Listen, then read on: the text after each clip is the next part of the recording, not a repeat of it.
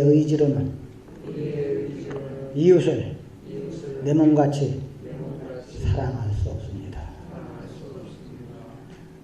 8절 말씀을 다시 한번 같이 봅니다. 너희가 만일 성경에 기록된 대로 네 이웃 사랑하기를 어떻게 하라? 내 몸과 같이 하라 하신 이게 무슨 법이라고요? 최고의 법을 지키면 잘하는 것이거니와. 무슨 사랑에 대해서 말씀하고 있는 거예요? 이웃사랑. 그죠? 이웃사랑.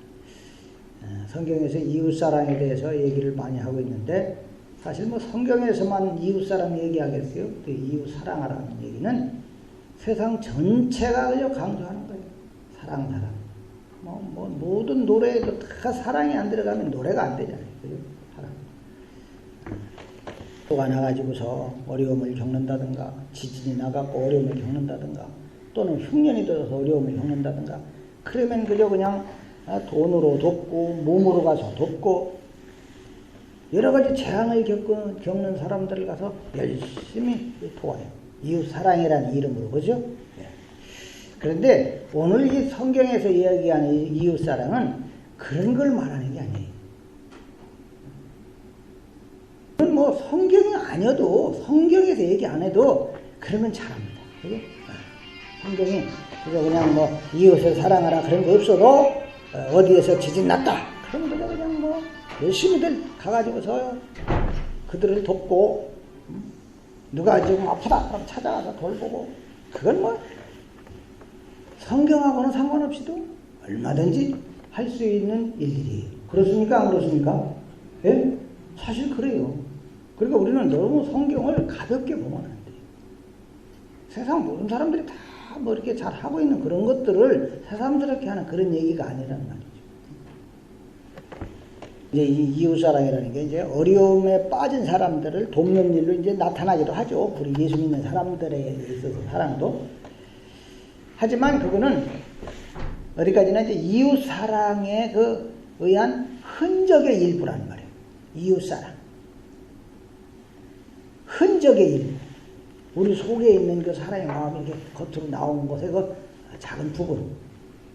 이웃사랑의 본질은 아니다 그 말이에요. 성경이 말하는 이웃사랑의 그 본질이 뭐냐라고 하는 걸 우리가 봐야 되는데, 그냥 쉽게 그냥 그리 어려움 당하는 사람들하고 도와주고 그죠? 위로해주고 이게 사랑이야 이런 식으로만 하고 말아버리니까, 세상 모든 이들도 다 할 수 있는 그런 식으로 얘기하고 마니까 그냥 기독교의 이웃사랑의 본질을 놓치는 거예요.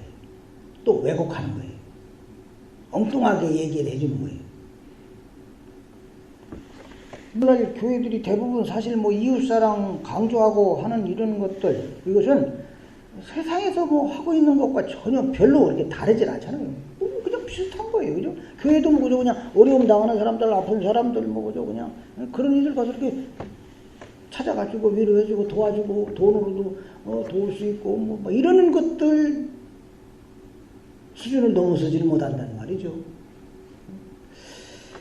그러는 말이죠. 야고보가 어떤 의미에서 이 이웃사랑을 말하고 있는가. 이걸 좀 세심하게 살펴봐가지고, 이웃사랑의 본질은 이런 것이구나라고 하는 것을 좀 깨달았으면 좋겠습니다. 그냥 쉽게 생각하니까, 뭐 고민도 안 하는 거예요, 그냥. 뭐 세상에서 말하거나 말거나. 뭐 세상에서 잘하고 있는 거, 교회에서 새삼스럽게 얘기할 필요가 없잖아요. 그죠? 방송에서도 맨날 얘기해야 되는 그런 사람, 뭐 교회에서 새삼스럽게 그런 얘기 뭐 하라고 했어요? 성경에서 말하는 이웃사랑의 본질이 뭐냐, 이걸 제대로 알아야만이 교회가 서로 성도들 간에 참된 이웃관계로 만날 수가 있게 되는 거예요. 진짜 이웃이 되는 거예요. 우리의 진정한 이웃은 그리스도밖에 없어요. 아멘입니까? 죽은 나에게 찾아와갖고 나를 살려주시는, 고반 죽은 강도 만난 자와 같은 나를 찾아와서 나에게 진짜 사랑을 쏟아주신 분은 참 이웃인 예수 그리스도 외에는 없다는 말이에요. 이제 그런 것도 우리가 이제 하여튼 뭐 차치하고, 야고보가 뭔 얘기를 하려고 하는 것일까? 이 이웃사랑이라고 하는 것을 우리가 생각하기 위해서는 먼저 뭐를 알아야 되느냐 하면은 같이 합시다. 하나님 사랑. 이 하나님 사랑 이걸 모르면 이웃 사랑 아무리 얘기해도 소용이 없어요. 세상에서는 하나님 사랑 얘기합니까 안 합니까? 하나님 사랑 얘기 안 하고 그냥 이웃 사랑만 얘기하는 거거든. 그죠? 그러나 성경은 하나님을 사랑하고 내 이웃을 뭐같이 사랑하라? 내 몸같이 사랑하라. 이게 율법과 선지자의 강령이다. 예수님도 그죠? 율법을 꽉 잡으면 하나님을 사랑하고 이웃을 내 몸같이 사랑하는 거다. 그런 얘기예요. 십계명을 꽉 잡으면 그거라는 거예요. 사랑이 없으니까 그냥 살인하고 간음하고 도둑질하고 막 그러는 거 아닙니까? 사랑이 없으니까. 그러니까 먼저 우리가 이웃사랑을 이야기하기 전에 뭐를 알아야 된다? 하나님을 사랑하는 것에 대해서 알아야 한다. 예수님은 가장 큰 계명을 뭐라고 그랬다고 그랬어요? 하나님 사랑하고 그 다음에 이웃을 사랑하는 것이다. 하지만 이제 이 예수님 말씀은 말이죠. 인간이 사랑해야 될 대상이 하나님하고 이웃이다. 이런 뜻으로 말하는 게 아니에요. 우리가 얼핏 보면은 우리가 사랑해야 할 대상이 하나님하고 그 다음에 이웃이라는 얘기구나. 하나님도 사랑하고 이웃도 사랑하라는 거구나. 그렇게 생각하면 곤란하다는 말이에요. 그런 의미가 아니에요. 만약에 예수님이 말씀하신 그 하나님 사랑하고 이웃을 내 몸까지 사랑하라 그랬을 때 이 사랑의 대상이 둘이다. 하나님하고 이웃 이 둘이다. 이런 식으로 받아들이면 말이죠. 세상은 하나님 사랑하지 않잖아요. 그죠? 세상은 하나님 관심도 없어요. 그러면 세상 사람들에 있어서 사랑의 대상은 뭐밖에 없어요?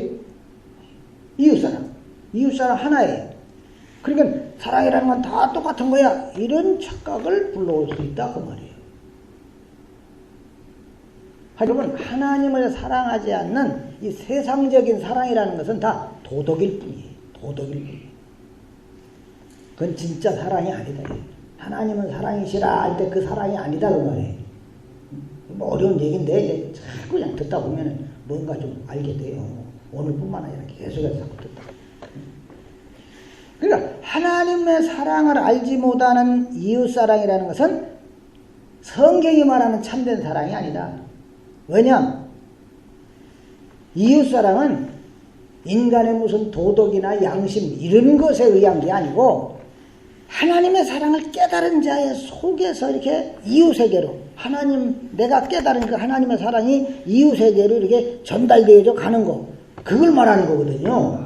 하나님 사랑하고 이웃 사랑 그 얘기는 먼저 하나님의 사랑이라는 게 내 속에 들어와 채워지면 이게 이웃에게로 흘러가게 된다 그 말이거든요. 이게 이해가 되시면 아멘.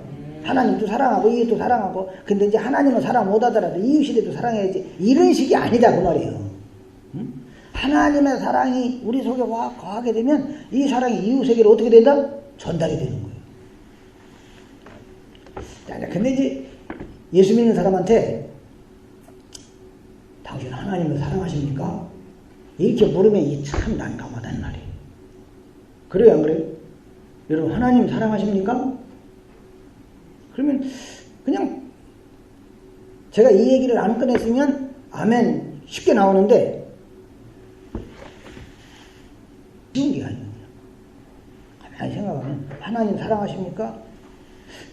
내가 지금 하나님을 사랑하는지 안 사랑하는지 여부를 나도 모르거든요. 잘. 그죠? 내 스스로도 잘 몰라요. 이게 참 묘한 거예요. 이게. 응? 여러분 사람이 다른 사람을 사랑할 때 저 사람을 내가 사랑하는지 안 사랑하는지 저 사람이 정말 저 사람이 나의 마음을 움직이고 있는지 이것은 내 마음, 내 감정 이런 걸 생각하면 어느 정도 알 수가 있는 거예요. 그래요 안 그래요? 사람이 사람을 사랑할 때 그러니까 사람이 사람을 사랑하게 될 때 감정이라고 하는 게 분명히 나타나거든. 괜히 그냥 그게 얼굴도 빨개지고 말도 막 더듬게 되고 사랑하게 되고 그래요 안 그래요? 그렇게 되는 거거든. 부정하던 사람이 괜히 그냥 자기가 좀 사랑하는 그런 사람이 대상이 자기 앞에 이렇게 나타나는 그 보통 뭐라고 그러던가 무슨 풍이라고 그래야 돼 그죠? 심풍 요즘 뭐 근래에 와서 나오는 말 그죠? 사람을 사랑할 때 감정은 분명히 드러난다 그 말이에요. 감정적인 사랑이라는 것은 사랑의 대상을 내가 직접 만났을 때 생겨난다고 말이에요. 아무리 그저 그냥 예쁜 여자고 잘생긴 남자고 그래도 말로만 들은 거, 화면으로도 안 보고 그냥 말로만 들었다. 그러면 사랑의 감정이 생기지는 않아요. 호기심은 생길 수 있어요. 중매를 서는데 그냥 이 사람이 이렇고 저렇고 얘기를 해주면 호기심은 생길 수 있어요. 직접 만나면 감정이 움직이게 된다 이 말이에요.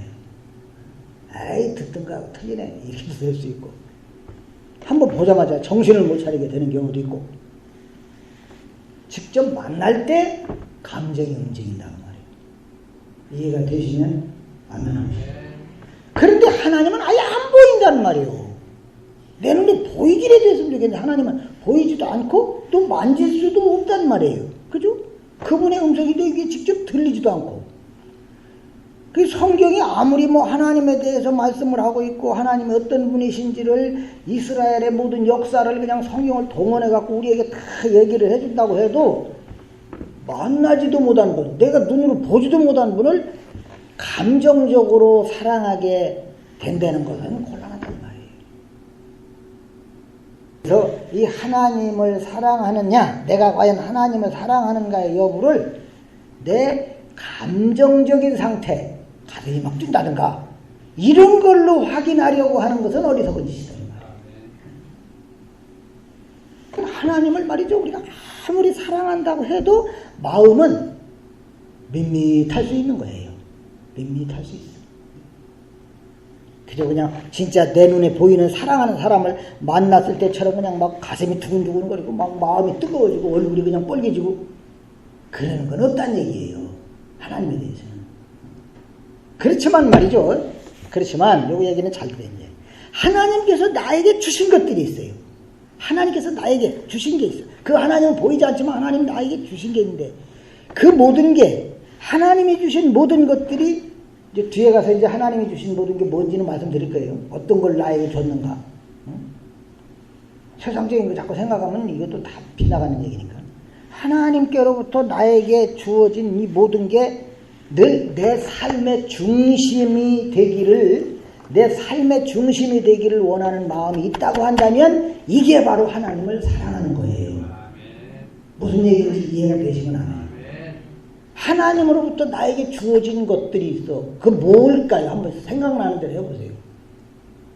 하나님의 긍휼, 하나님의 자비하심, 하나님의 사랑, 이런 것들이에요. 하나님의 긍휼, 하나님의 자비하심, 하나님의 은혜, 사랑, 이런 게 내 자신의 삶의 중심이 되고 하나님으로부터 온 그 모든 좋은 것, 하나님의 긍휼과 은혜와 자비와 사랑, 이런 것이 내 인생의 바탕이 되고 내 근본이 되기를 원하는 마음이 있다고 한다면 그 사람은 분명히 하나님을 사랑하는 신자입니다. 계속해서 말씀을 한번 좀 더 풀어가보자고요. 신자가 말이죠. 예수 믿는 사람이 하나님으로부터 주어진 그 은총, 앞에서 얘기했죠. 긍휼과 사랑과 자비 뭐 이런 것들, 그런 것을 내 삶의 중심에 두고 살기를 원한다. 이게 무슨 뜻이냐 이 말이에요. 하나님의 그 긍휼이니 자비니 하는 것이 내 삶의 중심이기를 소원하면서 산다. 살고자 한다. 이 얘기는 그런 하나님부터 주어진 거, 은총, 그 긍휼, 자비, 사랑, 이것이 정말 좋다는 것을 안다는 얘기죠. 그거 좋은지 좀 모르는데 내 삶의 중심이 되기를 바라겠어요? 하나님의 긍휼이니 하나님의 자비니 사랑, 하나님의 사랑 같은 걸 모르는데, 알지도 못하는데 그게 내 삶의 중심이 되기를 바라겠냐 그 말이에요. 그러니까 하나님으로부터 주어진 것이 내 삶의 정말 그냥 중심이 되기를 소원하고 있다고 한다면 그 사람은 하나님의 은총이 얼마나 귀한 건지를 이미 안다는 얘기다 이 말이죠. 그리고 그 사람은 그 은혜에 늘 감사한다는 것을 뜻하는 거예요. 그 은혜가 감사하지도 않고 그게 좋다는 것도 모르고 그러는데 그게 내 삶의 중심이 되기를 바라겠습니까? 이렇게 얘기하면 좀 이제 이해가 되시죠? 그러기에 이 하나님의 은총이 내 삶의 중심이 되기를 소원하는 신자라면 자연히 말이죠. 이미 내 속에 와 있는, 나에게 이미 주어져 있는 이 하나님의 은총, 하나님의 긍휼, 사랑, 자비, 이런 흔적이 내 삶에 묻어나오게 된다 그 말이에요. 이게 이웃사랑이란 말이에요. 이게 이웃사랑이에요. 이해가 되셨으면 내가 깨닫게 돼, 내가 받은 그 하나님의 놀라운 사랑, 이게 이웃에게로 나오게 되는 거. 자, 그럼 이제 하나님으로부터 받은 그 은혜, 귀한 거, 내가 귀하다고 깨달은 거, 그럼 그 은총, 하나님이 나에게 주신 그 은총, 그게 뭘까? 구체적으로, 돈을 주셨나? 이 공기니 햇빛이니, 이건 예수 안 믿는 사람들한테도 다 준 거잖아요. 비도 다 준 거고, 그들에게. 그죠? 그런데도 그 사람들은 고마운 줄도 모르고 감사할 줄도 몰라요. 우리 신자에게 주어진 하나님의 은총은 뭐겠냐, 이 말이에요. 안 믿는 이들에게는 주지도 않은 거. 그게 뭐예요? 같이 합시다, 쉽게 그냥. 용서의 은총. 우리는 뭘로 가득한 자로 다 태어났어요? 죄로 가득한 자로 태어났어. 그런데도 죄값대로 벌 주질 않고 우리를 용납하셨단 말이에요. 용서하셨어요. 나를 용서하셨어. 응? 내가 뭔가를 그저 잘못했다고 막 비니까 용서를 해준 게 아니라, 무릎을 꿇고 그냥 손 들고 서 있고 하니까 용서해 준 게 아니라, 원수되어 있는 상태에서 용서를 해줘요. 몸만 보시고 내 대신에 벌 받아주신 아들의 피를 보시고 악하기 짝이 없고 더럽기 짝이 없는 나를 깨끗하다고 선언해 주신 거, 이게 구체적으로 은총이라고 말이에요. 이거는 세상 사람들에게는 주어지지도 않은 거야. 알지도 못하는 것이고, 우리 믿는 이들에게 주어진 은혜입니다. 이게 귀하다는 걸 아는 사람은 정말 그 은총이 내 삶의 중심이 되기를 소원하며 사는 거예요. 그러면 그것이 내 속에 있는 그것이 밖으로 이렇게 쏟아져 나와. 이웃에게로 그래 흘러가. 이게 무엇이다? 이게 이웃사랑이다. 아주 쉽죠? 예. 죄인에 불과하단 말이에요. 아무리 따져봐도 죄인에 불과한데, 그런데 우리를 버리지도 않아. 세상에서는 말이죠, 더러운 자하고는 가까이를 안 해. 무서워서 피하냐? 더러워서 피하지? 이러면서 더러운 사람하고는 가까이를 안 해요. 시집살아서 냄새만 나고 막 그래봐요. 옆에도 안 가려고 그래 진짜. 근데 하나님은 정말 더럽기 짝이 없는 우리를 멀리하지도 아니하고 당신의 자녀로 삼아주셨다. 버리질 않고, 버려도 우리는 할 말이 없는데 버리지도 않고 우리를 받아주시고 용서해 주셨어요. 아이고, 그동안 세상에서 얼마나 죄 가운데서 고생했냐. 우리를 다 받아주시고 용서해 주셨어요. 우리가 다 둘째 아니에요. 그 누구도 하나님은 차별을 합니까 안 합니까? 안 하시더라 이 말이에요. 차별하지도 않고 그냥 택한 백성 모두에게 다 뭐를 주셨어요? 영생을 주시더라 그 말이에요. 영원한 벌, 지옥에 떨어지는 게 딱 맞아 우리한테는. 그런데 영벌이 아니라 영생의 은혜를 주셨단 말이에요. 신자들은 바로 이런 은총을 받아 누리는 복된 존재들입니다. 교회 다니는 사람들이야 다 누구나 이런 은총에 대해서 감사하는 말을 하죠. 하지만 진심으로 이 하나님의 은총을 감사하는 사람이라고 하면, 하나님의 베푸신, 하나님께서 나에게 베풀어 주신 이 은혜가 나의 삶으로부터 보여져야 한다 그 말이에요. 어떻게 돼야 된다? 보여져야 된다. 하나님께서 나에게 주신 그 은총이 삶을 통해 밖으로 보여져야 된다. 다른 이들에게. 도대체가 이제 그럼 어떻게 보여지는 것인가? 어떻게? 뭘 보고 저 사람 속에 하나님의 사랑이구나. 그걸 뭘 갖고 알 수 있겠냐고 말이에요. 하나님의 은총이 귀하다는 걸 알고 그 하나님의 은총을 내 삶의 중심에 두고 살고 있는 신자에게서는 이웃에 대한 차별이 나오겠어요? 안 나오겠어요? 예? 안 나오겠죠. 그죠? 늘 하나님의 그 은혜로 다 내가 살았어요. 더럽기 짝이 없는 자, 지옥에 떨어져도 할 말 없는 나를 하나님의 자녀 삼아주셨어요. 영생의 복을 주셨어요. 그래서 그 은혜를 내 삶의 중심으로 삼고 살고자 하는 신자예요. 그렇다면 그 사람한테서 이웃에 대한 차별이 나오겠냐고 말이에요. 차별이 나올 리가 없죠. 하나님이 우리의 예물을 보셨어요? 안 보셨어요? 우리의 예물을 하나도 안 봤어요.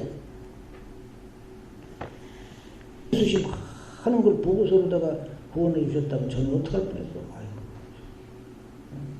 안 보셨단 말이에요, 외모를.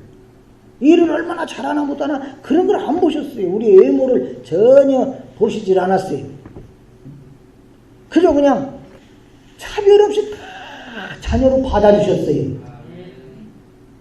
바로 그게 은혜인데 그 은총을 귀하게 여기는 신자가 그래 세상에 나를 외모로 취급하지 않냐, 외모로 취하지 않고 나를 그냥 차별 없이 받아주신 그 은총을 귀히 여기는 신자가 사람을 외모로 차별하겠냐 그 말이에요.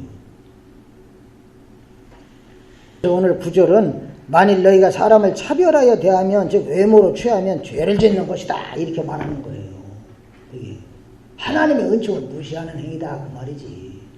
하나님은 우리를 절대 차별하지 않는데 너 어떻게 차별하냐? 그건 하나님의 은혜를 차별하는 것이다. 무시하는 행위다. 넌 그 은총을 모른다는 얘기다. 그런 뜻입니다. 이해가 되시면 하는. 외모로 사람을 취한다. 즉 차별하여 대한다. 사람을 차별하여 대한다. 이건 죄를 짓는 것이다. 그 무슨 죄예요? 사람을 차별하여 대하는 죄. 어떤 죄입니까?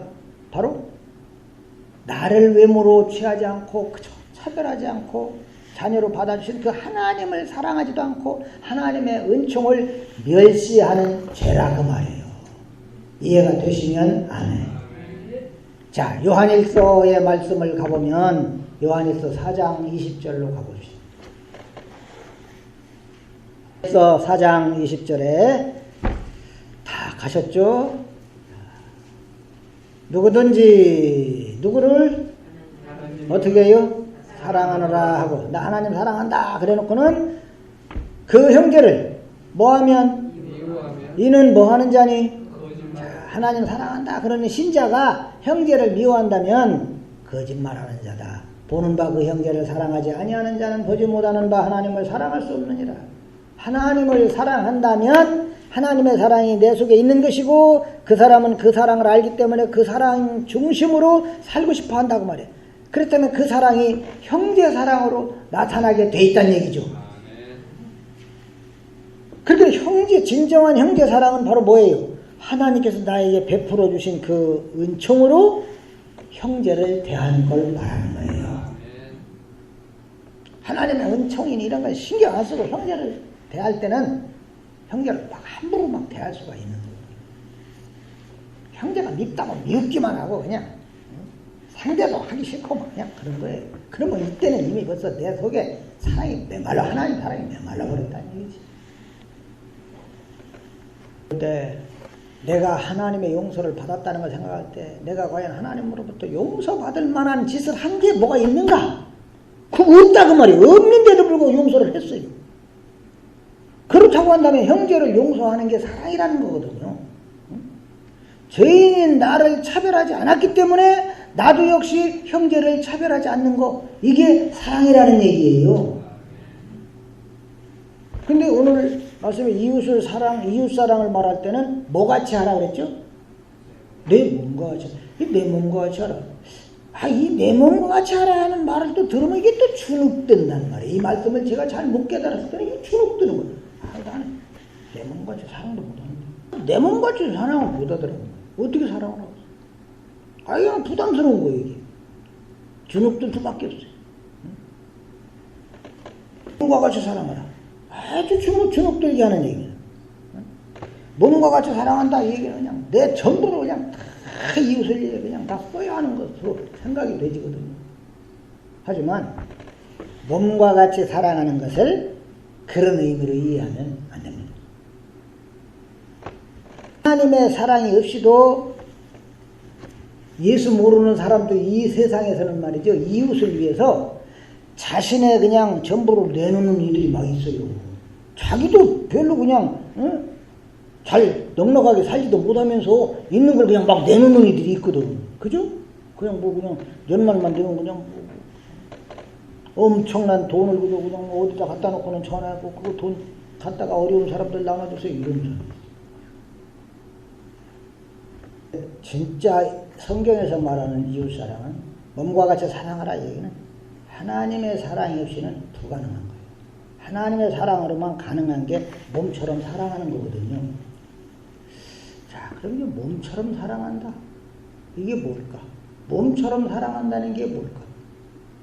고민을 했어요. 아, 이 몸처럼 사랑한다는 게 뭘까?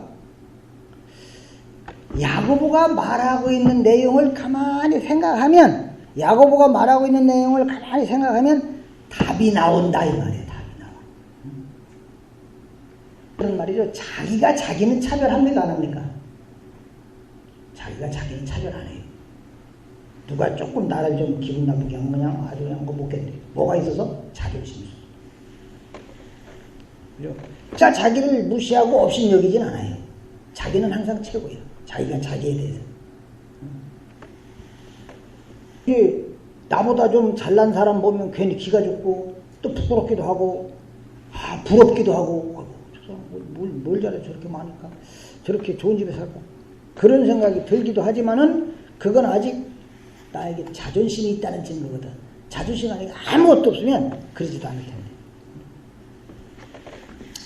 자존심이 있어갖고 남의 거 볼 때 부럽기도 하고 기도 죽고 그러지만 그게 나를 무시하고 차별하고 그러는 건 아니에요. 자기가 자기를 무시하거나 차별하지는 않습니다. 다 맞죠? 자기가 자기를 차별하지 않아요. 마찬가지로 이웃을 몸처럼 사랑한다 이 얘기는 이웃을 외모로 판단해서 차별하지 않는 걸 말하는 거예요. 이게 내 몸처럼 사랑하는 거예요. 나는 나를 차별 안 하거든. 나 무시 안 하거든. 마찬가지로 이웃을 차별하지 않고 무시하지 않는 거. 이게 내 몸처럼 사랑하는 거예요. 이해가 되시면 아멘. 그러니까 이 사랑이 가능한 것은 하나님의 사랑 앞에서 내 외적인 조건, 내세울 게 전혀 없다는 것을 자각했을 때, 깨달았을 때, 나 하나님 앞에 내놓을 만한 게 아무것도 없다는 걸 깨달았을 때, 그때 이 사랑이 가능한 거예요. 이웃을 그저 겉모습 보고, 조건 보고, 배웠나, 가졌나, 뭐, 권세가 있나, 이런 걸 보고 판단하고, 차별할 그런 자격. 그만한 사람도 나는 못 된다. 이걸 깨달았다면 말이죠. 다른 사람을 외모로 취하지 않게 되는 거예요. 여러분 세상에서 제일 가는 갑부라고 해도 또 그저 세상에서 제일 많이 배운 그저 지식인이라고 해도 하나님 앞에서는 단지 뭐일 뿐이죠? 죄인일 뿐입니다. 아멘입니까? 그냥 뭐 세상에 아무리 돈 많은 부자라고 해도 그냥 영원한 멸망에 들어가야 할 벌레만도 못한 존재. 전위에 처하나 깨닫지 못하는 자는 멸망하는 짐승 같다. 멸망하는 짐승만도 못해요. 그런 내다 이 말이야. 우리가 하나님 앞에 그런 날 정말 벌레만도 못하는 자, 먼지만도 못하는 자, 티끌만도 못하는 자, 잠깐 있다 사라지는 안개와 같은 나, 이런 나를 하나님이 사랑하셨다는 걸 안다면 바로 그 사람은 분명히 이웃을 외모로 판단하여 차별하지를 않는다 그 말이죠. 예수를 알기 전에는 외적인 것이 대단한 걸로 생각해요. 사도 바울만 그렇게 생각하는 게 아니라 우리 모두도 그저 예수 알기 전에는 외적인 조건이 대단한 것인 줄 알아. 그래서 그것을 가지고 자랑하느라고 정신없고 외적인 조건에 있어서 남보다 좀 나아지면 그냥 그걸 갖고 하나님께 영광 돌린다고 막 큰소리 치고 자랑하고 그러면 그만큼 못 올라간 사람들은 괜히 부럽고 기죽고 그러거든요. 그런데 주님이 가장 고상하다는 걸 알게 되고 나면 그게 다 뭐처럼 여겨져요? 배설물처럼 여겨져요. 외적인 조건이라는 건 뭐 세상 없는 것도 뭐 돈 많은 것도 많이 배운 것도 다 이게 예수 안에 들어오고 나니까 이게 다 배설물처럼 더러운 것이구나. 이걸 하나님의 사랑에 의해서 깨닫게 되면 절대 외모로 이웃을 판단하고 차별하지 않는다 그 말이에요. 자, 이 세상 사람들은 똑같은 사람 있겠어요 없겠어요? 쌍둥이도 얼굴 뭐 똑같이 막 가만히 뜯어보면 옆집 사람들은 잘 몰라도 엄마들은 금방 알거든요. 그죠? 쌍둥이가 그냥 누가 큰 녀석이 누가 작은 애인지 다 알아요. 다 틀려. 사람들 뭐가 달라도 다. 전 세계 그냥 60억이 넘는 인구들 똑같은 사람 없어요. 그죠? 하다못해 지문이라도 다 틀리는 거 아니에요. 똑같은 사람이 없다. 이 얘기는 말이죠. 왜 하나님이 서로 다른 사람들을 다양하게 만들어놨나? 서로 다른 다양한 사람들이 서로 돕는 관계로 살아가라는 얘기거든요. 경쟁을 하라는 게 아니라. 경쟁이라는 건 말이죠. 거의 똑같은 상태에서 시작하는 게 그게 경쟁이지. 아이, 초등학생 같은 애하고 대학생 같은 애하고 경쟁을 하면 되겠어요. 그건 불공평한 것이지. 이 세상에는 그저 그냥 육체적으로도 날 때부터 그냥 기골이 장대한 사람이 있고 허약해갖고 뜀박질도 제대로 못하는 사람도 있고 그래요. 그러니까 그런 조건에서는 경쟁을 하면 안 되는 거예요. 근데 이 세상은 경쟁으로만 가거든. 그러니까 차별하게 되는 거예요. 어떻게든 약한 자들은 그냥 계속해서 짓밟고 강한 자만 살아남으려고. 동물의 대개는 똑같이. 그러나 하나님께서 이 세상에 다양하게 사람들을 만들어 놓은 것은 서로 돕는 관계로 살아가라는 거예요. 서로 돕는 관계이지 어느 한쪽이 일방적으로 도와주는 것도 아닙니다. 여러분, 세상은 가진 자가 없는 자를 그냥 일방적으로 도와주는 거예요. 그죠? 있는 자가 없는 자를 그냥 일방적으로 도와주는 거예요. 그러면 없는 사람은 평생 그냥 도움 받기만 하지, 사랑 받기만 하지, 이웃 사랑을 절대 못해요. 이웃을 내 몸같이 사랑하라고 했지만 없는 사람은 이웃 사랑을 못한다고 말이에요. 일방적인 사랑만 얘기한다. 그러나 성경이 말하는 이웃 사랑은 그런 거 아니거든요. 성경적인 이웃 사랑은 일방적이 아니라 이 말이에요. 성경에서 말하는 이웃 사랑은 거지도 재벌을 자기 몸처럼 사랑할 수가 있는 거예요. 무슨 얘기인지 아시겠어요? 다 얻어먹는 거지지만 그 돈 많은 부자를 볼 때 저 사람 예수도 모르고 말이죠. 지옥 갈 것 같아. 늘 불쌍한 마음이 들어. 그래서 늘 그를 위해 기도해. 또 그 애가 가서 찾아가서 그 사람이 그냥 듣든지 안 듣든지 예수가 생명이고 심판받을 세상에서 살 길은 예수밖에 없다는 걸 얘기해줘요. 그를 사랑할 때. 하늘에 속한 위로와 평강으로 그를 섬기는 겁니다. 돈 많은 부자들이 돈으로 그냥 이렇게 몇 푼 줄 수는 있지만 없는 거지도 예수를 가지고 있다면 정말 하늘에 속한 위로, 주님이 주시는 평안, 이걸로 그 돈 많은 사람을 섬길 수 있다는 말이에요. 그게 사랑입니다. 그 속에 주님의 사랑이 있으니까 그걸 할 수 있는 거예요. 그러니까 서로 사랑할 수 있는 거예요. 서로 돕는 관계인 거예요. 하늘에 속한 무슨 위로와 평강 이런 걸로 놓고 볼 때는 거지와 부자가 구별될 필요가 없어요. 외적인 조건으로 차별되지 않는 거예요. 근데 이 하나님의 사랑을 모르는 가운데에 사랑을 하다 보니까 이웃 사랑도 경쟁적으로 하는 겁니다. 경쟁적으로. 서로 돕는 게 아니라. 이웃 사랑을 많이 해갖고 우리 교회는 이 정도다라고 하는 걸 괜히 그저 과시하기 위해서 자신들의 가치를 높이려고 하다 보니까 이웃 사랑이 성경적으로 가는 게 아니라 세상적으로 가는 거예요. 우리 교회는 너희들 교회보다도 우리가 구제사업도 많이 하고 봉사도 많이 하고 선교도 많이 한다.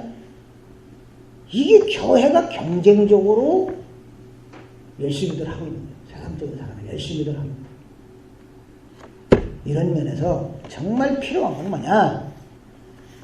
하나님의 사랑을 알고 그 사랑의 본질을 찾는 겁니다. 결국 이웃 사랑이라는 것은 우리의 머리로, 우리의 의지로는 할 수가 없는 것이다. 그래서 신자들은 말이죠. 더더욱 예수 그리스도의 그 십자가 외에 내가 살 길이 없다. 이걸 절감하면서 하나님의 사랑에 그저 무릎을 꿇을 뿐이에요. 주님 사랑을 안다고는 하면서도 내 의지로 이웃을 사랑하지 못하고 있는 나 자신을 보면서 역시 주님의 십자가 사랑 아니면 나는 살 길이 없는 자구나. 그걸 절감하면서 또 주님 앞에 엎드리는 거예요. 그럴 때에 하나님의 사랑이 저와 여러분으로 하여금 이웃사랑으로까지 나아가도록 인도해 주실 줄로 믿습니다. 자비하신 하나님 아버지여 감사합니다. 저희들의 외적인 조건 아무것도 보지 아니하시고 용서해 주시고 자녀 삼아 주시고 영생의 복을 누리게 해주신 거 감사하옵나이다. 하나님 아버지여 이 놀라운 은총 중심으로 살아가기를 소원하면서 동시에 이 엄청난 주어진 사랑이 이웃에게로 흘러가게 되는 귀한 역사가 늘 있게 하여 주시옵소서. 예수님의 이름으로 기도하옵나이다.